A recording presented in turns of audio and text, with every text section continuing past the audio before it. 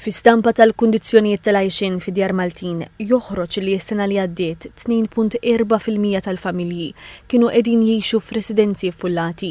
Miċ-ċifri tal-istħarriġ dwar il-kundizzjonijiet tal-għajxin joħroġ li s-sena l-oħra naqsu b'0.4% l-familji li jgħixu fi djar żgħar għad-daqs tal-familja tagħhom. Iċ-ċifri pubblikati mill-Uffiċċju Nazzjonali tal-Istatistika ħarġu minn stħarriġ xjentifiku Ewropej dwar id-dħul u l-kundizzjonijiet tal-għajxin magħruf bħala s-silk li fih ħadu sehem aktar minn 4500 familja. L-istħarriġ wera li 72.1% tal-familji Maltin huma sidin ta' djarhom.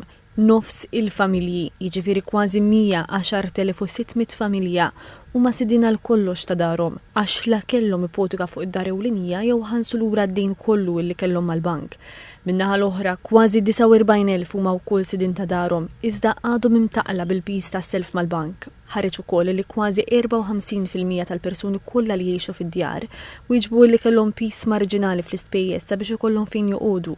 Min-naħa l-oħra kważi 25% qisu dawn l-ispejjeż bħala piż kbir, waqt li 21.5% qalu li ma kienu ta' ebda piż. Kważi 3/4 tal-persuni mċaħda mill-aktar affarijiet bażiċi qisu l-ispejjeż sabiex ikollhom fejn joqogħdu bħala piż kbir.